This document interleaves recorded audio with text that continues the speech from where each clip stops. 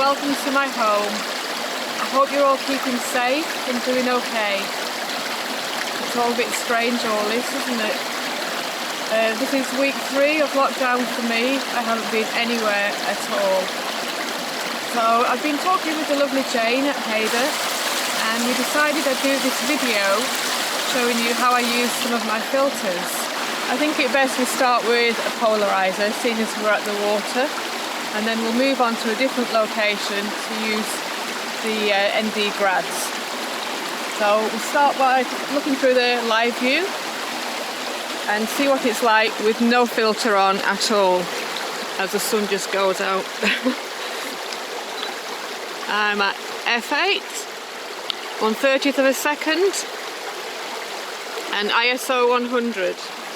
As you can see here, the reflection, there's a lot of glare on the water. This is where polarizers come into their own. They work brilliant on any reflective surfaces such as water, clouds, wet rocks, glass, metal, so ideal if you do architecture as well. So we're going to use the Haida M10 round drop-in circular polarizer. Here we are. This just slots into the M10 filter holder here. It's really easy just to drop in like that. So in winter, when your hands are freezing cold or you're wearing gloves, it's fantastic because you literally, it falls in. Okay, you see this black cog here? This is what rotates the filter. I like to turn it a good 360 degrees to see what I'm up against. So I'll just take a look at the live view. And can you see it changing? Just move. I'm looking in this area here. I'm looking for contrast and detail. I think somewhere there would be quite good. Let's have a look. See, that's giving me 1/8 of a second there. As you can see through the riverbed there, at the rocks. There's so much more detail in there. For those of you that don't know what a stop of light is, you often hear photographers talk about stops of light stepping down and such.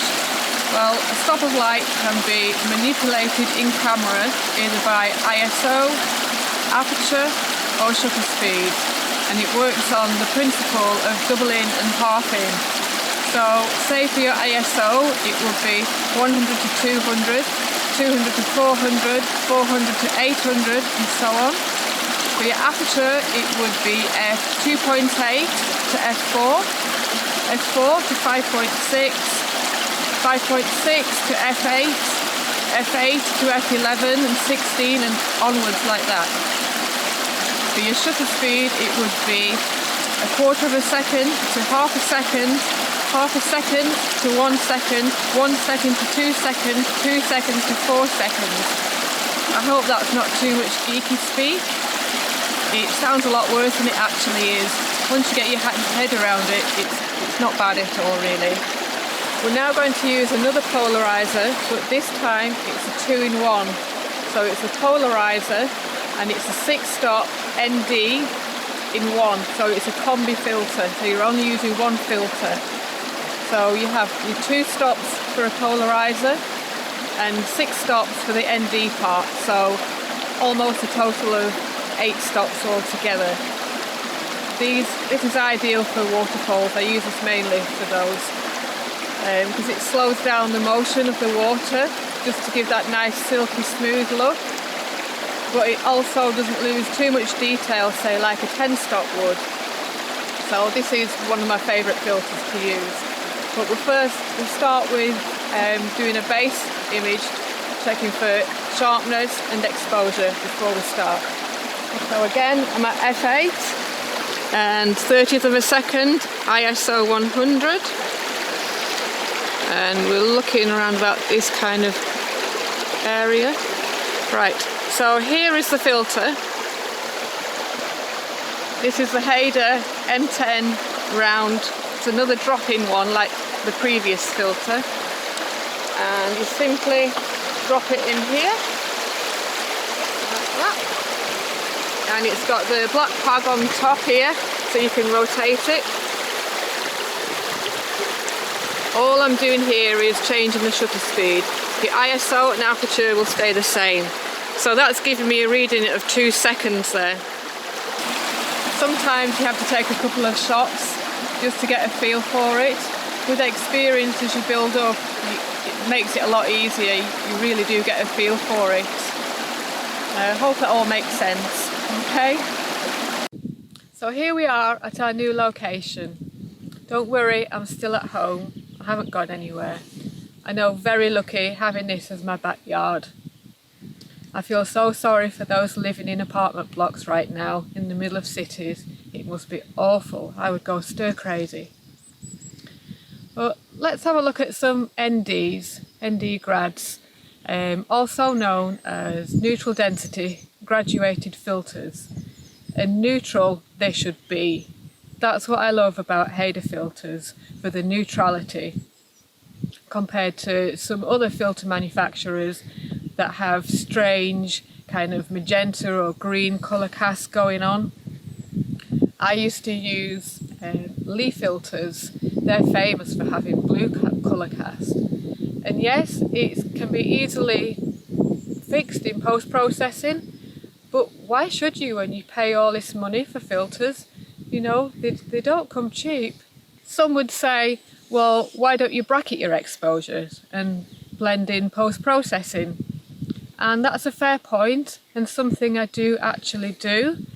But I enjoy the craft of using the filters.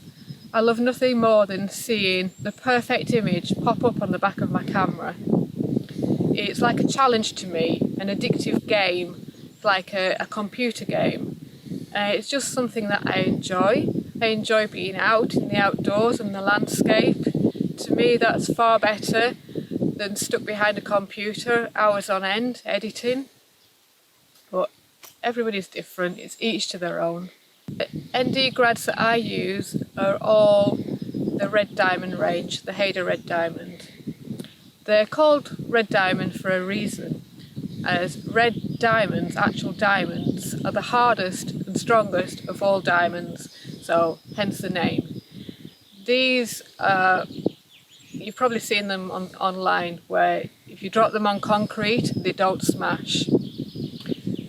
To me that's amazing, especially good for people like me who are accident prone. It comes in handy. Okay, we'll first take a base image looking for sharpness and exposure. You take a look at the live view. I'm at 1/125th of a second, f8, ISO 100. As you can see, the sky's quite blown out there. There's not much detail in the clouds. So we're going to have a look at a medium grad. This is the Red Diamond medium. This just slots in here. This is a 3-stop. You slide that in there. You have to be careful not to push it down too far. I think somewhere around about there. Sometimes you can just back it up, it helps. As you can see, it's brought in the lovely blue sky, and you can see the shape in the clouds where there was nothing before. So just take it out, I'll show you the difference. See? You can't see any clouds there, it's just completely blown out. So this is a 3-stop filter, so it's 3 stops at the top and clear at the bottom, so a gradual medium transition from top to bottom. With ND grads they come in 3 different transitions, so soft, medium and hard. Me personally, I don't use or actually own any hard grads, as it doesn't really suit my photography. They're ideally suited for when you have a completely flat horizon line, so no interruptions from, say, buildings, trees or mountains. If I were to do a seascape, I would probably use a reverse grad, as it would be sunset or sunrise. But that's just personal taste. Hard grads are popular and people do use them. So we'll now have a look at a soft grad. this is probably my favourite of all. So I'll just slot this in here. It just slides easily in here. And again, don't slide it in too far. This is a softer transition line. I don't know if you can see. Just around about here, I would say it is. If you go all the way down. And you see the detail, it's brought in a lot more detail because this is a 4-stop, a soft grad. So an extra stop compared to the medium. Okay? And we can just simply just take it off like that. That's the difference. Okay? Well, it's been really lovely chatting with you all today. Stay safe out there, everybody. Take care. Bye for now.